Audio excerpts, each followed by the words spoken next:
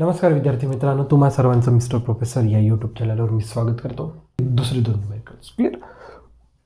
पहिला theoretical question आहे, परंतु विचार करायला लावणार. ठीक आहे.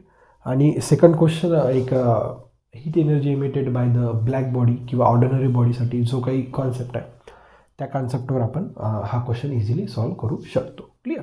ठीक आहे. त्यानंतर बघा आपण पहिल्या क्वेश्चनकडे वळूया. पहिला क्वेश्चन थेरॉटिकल आहे आणि तो इझिली सॉल्व होऊ शकतो. बघा, we consider the radiation emitted by the human body, which of the following statement is correct. काही हरकत नाही. बघा, आपली एक बॉडी आहे. ओके. जसं की जनरली प्रत्येक ह्युमन बॉडीचं नियर अबाउट जो काही बॉडी टेम्परेचर राहतो तो किती राहतो? 37 डिग्री सेल्सिअस. काही हरकत नाही. म्हणजे याचा अर्थ काय झाला की आपल्या बॉडीमध्ये किंवा आपली बॉडी हीट एमिट करू शकते. का बरं एमिट करू शकतो? कारण की आपल्याकडं काही ना काही टेम्परेचर आहे. इथं लक्षात घ्या, एक कन्सेप्ट लक्षात घ्या. कोणती बॉडी हीट रेडिएशन एमिट करू शकते? ओके.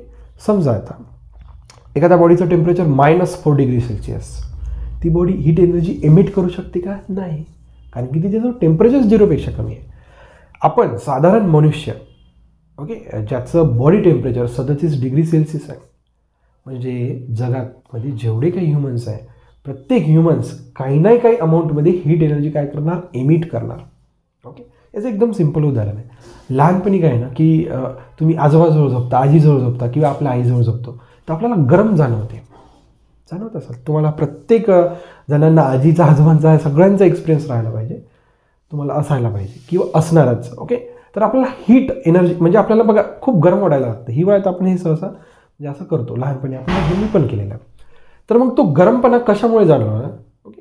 जसं की आपण जर मोठ्या व्यक्तीसोबत जर कम्पेअर केलं तर त्याचा सरफेस एरिया जास्त राहतो. समजा एकदम पहिली दुसरीत आहोत, आपण समजा आपल्या आजोबाजवळ किंवा आजीजवळ आपण जो काही लहानपणी करून झोपतो तो झोपलेला, तर त्यांचा बॉडीचा सरफेस एरिया जास्त आहे. त्याच्यामुळे काय होतं ना, त्यांच्यामधनं हीट रेडिएशन जास्त येतं as compare to we. Okay. आपण छोटे असतो, आपला सरफेस एरिया कमी असतो, त्याच्यामुळे आपल्याला ती ऊब मिळतो, आपल्याला तो गरमपणा मिळतो. याचा अर्थ काय झाला की प्रत्येक बॉडी हीट एनर्जी काय करते? एमिट करते. काही हरकत नाही. ओके. आणि असं आहे का तो हिवाळ्यामध्ये करणार, समरमध्ये, असं काही नाही. ओके. टोटल 12ही महिने हीट रेडिएशन्स कमी जास्त राहणार. ठीक आहे. मे बी समरमध्ये कमी राहणार, हिवाळ्यात जास्त राहणार, असं काहीतरी होणार. परंतु प्रत्येक सीझनमध्ये तो काय करणार? काही ना काही अमाऊंट हीट एनर्जी काय करणार? तो एमिट करणार आपली बॉडी. तर याच्याबद्दलचे आपण स्टेटमेंट बघूया. कोणतं स्टेटमेंट ट्रू आहे?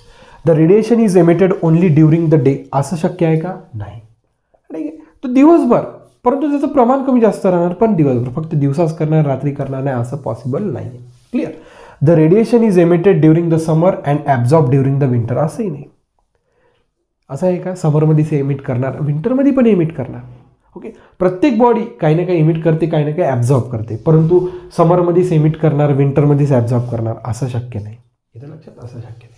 The radiation emitted is in the UV radiations. Clear? Okay.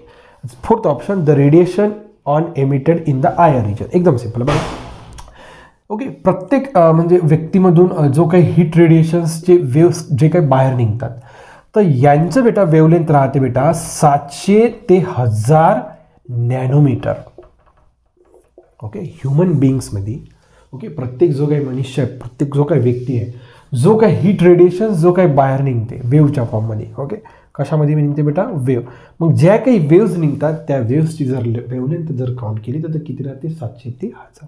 आणि हे जे काही रेंज आहे हे बेटा इन्फ्रारेड रिजनसाठी, IR रिजन. त्याला काय म्हणू बेटा आपण? IR region. इन्फ्रारेड रिजन म्हणजेच the radiation emitted, okay, which lies in the IR region, ultraviolet region. नाही. Therefore the fourth option is the correct one. The question is from the Maharashtra SAT 2011. Question अतिशय सोपा आहे, theoretical question आहे, परंतु विचारपूर्वक तुम्ही जर हा क्वेश्चन सॉल्व करायला पाहिजे, म्हणजे सॉल्व करावा लागतो, विचार करून क्वेश्चन सॉल्व करावा लागतो. डायरेक्टली क्लिक नाही होत. विचार केला आपण भरपूर, म्हणजे डिस्कस करून आपण त्या फायनल गोष्टीपर्यंत रीच झालो. इथं लक्षात. ओके. हा तुमचा पहिला क्वेश्चन होता बेटा. ठीक आहे. मग ज्यांना कोणाला नोट डाऊन करून घ्यायचं असेल तर नोट डाऊन करा. So we will go to the numerical number 2. Okay. Okay, this is the proper way to solve the numericals. इथं लक्षात, आपण हे जे काही वेने चालू एक प्रॉपर वे आपण फॉलो करतो, त्या म्हणजे गोष्टीवर, त्या सेंटेन्सवर आपण विचार करतो. तो विचार करून मग आपण तो क्वेश्चन सॉल्व करण्याचा प्रयत्न करतो. ठीक आहे. Now see the second one. Second one is also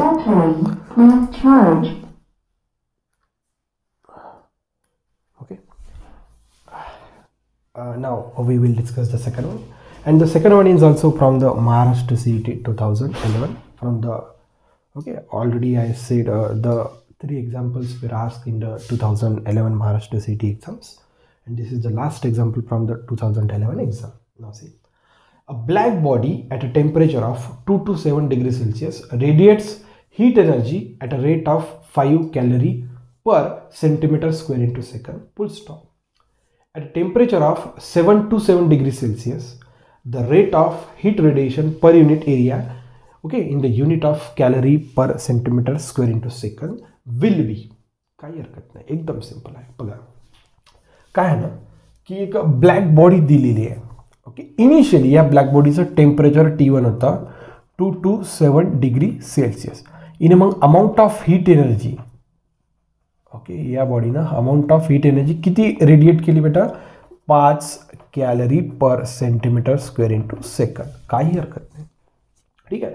नंतर काय झालं, याच ब्लॅक बॉडीचा आपण टेम्परेचर केलं चेंज. T2 किती केलं, 7 to 7 डिग्री सेल्सिअस. टेम्परेचर आपण वाढवलं, टेम्परेचर आपण काय केलं, वाढवलं. ठीक आहे.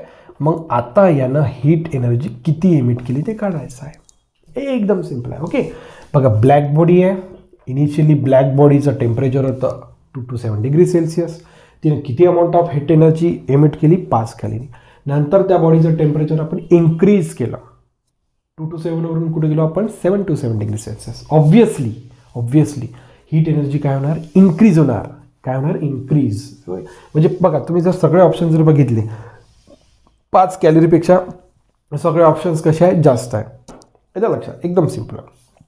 Heat energy emitted by the black body किती राहते बेटा, sigma A T power 4 into small T. That is nothing but the time.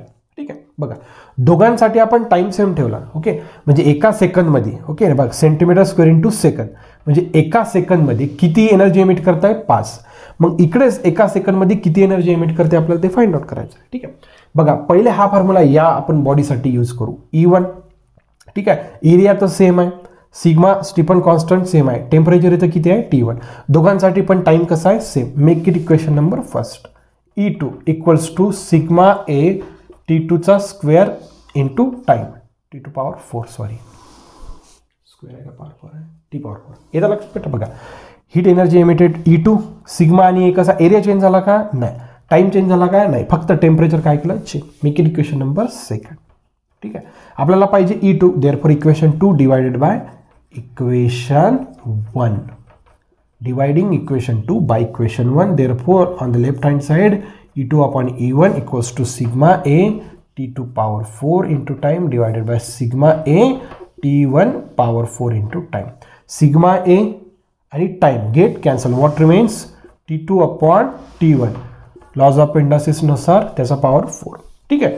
therefore E2 खाली E1 राहिलं ना. ओके, E2 फाइंड आउट करायचा. E1 मी इकडे शिफ्ट करतो, इकडे राहिलं T2 अपॉन T1. T2 किती दिला आहे बेटा, 7 to 7 डिग्री सेल्सिअसमध्ये दिला. आपल्याला केल्विनमध्ये पाहिजे, तर हे किती झालं बेटा, 1000 kelvin. 1000 kelvin divided by T1 किती आहे, 200. 2 to 7 याच्यात 273 जर ॲड केलं तर किती झाले, 500 केल्विन. ठीक आहे. बघा 20 किती कॅन्सल, इथं गेला 2चा भाग. E1 दिला आहे, चुकत आहे 7 to 7 273. 7 आणि 3 10 0 हात चालले 1, 8 8 आणि 2 10 0 हात चालले 1. ओके, म्हणजे 7 7 आणि 3 10 म्हणजे 1000. बरोबर आहे. 2 to 7. अरे बाबा याचा पॉवर 4 आहे ना रे बाबा, याचा पॉवर 4 आहे, तेच तर म्हणत आहे. ठीक आहे. E1 किती दिलं आहे आपल्याला, 5. ठीक आहे. 2चा पॉवर किती आहे, 4 म्हणजे 4 वेळा 2. 2 इंटू 2 इंटू 2 इंटू 2. काही हरकत नाही. 2 2 4 4 2 8 8 2 16. 16 गुणिला 5. ठीक आहे. किती होती बेटा, 80. ठीक आहे. 16 गुणिला 5. 6 पंच 3 0 0 3 5 1 5 5 आणि 3 8 म्हणजे किती बेटा, 80 calorie per centimetre square into second. This is your E2. Okay, 80 calorie per centimetre square into second. So in this way we are able to find solution. एकदम सिंपल होता, एक कंपॅरिझन होतं. इथं लक्षात मी प्रत्येक क्वेश्चनमध्ये तुम्हाला फ्री बॉडी डायग्रामचं खूप महत्त्व सांगतो. डायग्राम काढा, एक गोष्ट लक्षात आली पाहिजे, काय विचार आहे ते लक्षात आलं पाहिजे, मगच तर आपण फॉर्म्युलेट करत जातो. आणि कॅल्क्युलेशन्स काही नव्हते. एक सिम्पल अल्जेब्रा होता. म्हणजे जो 8वी 9वीतला मुलगा, म्हणजे त्याच्यापेक्षा लहान मुलगा हे सिम्पल कॅल्क्युलेशन्स करू शकतात. म्हणजे याच्यात खूप काही मोठी अडचण नाही. कॅल्क्युलेशन्समध्ये अडचण नव्हती, ती तुमचा कॉन्सेप्टच चेक करणार होते या एक्झाम्पल्समधून, आणि तोच त्यांना चेक करायचा होता. हे लक्षात. तर नवीन व्हिडिओ लेक्चरमध्ये आपण लवकरच भेटूया. तुम्हाला आपला उपक्रम आवडत चालला असेल तर नक्कीच लाईक, शेअर आणि सबस्क्राईब करायला विसरू नका. So thank you for watching. See in the next video.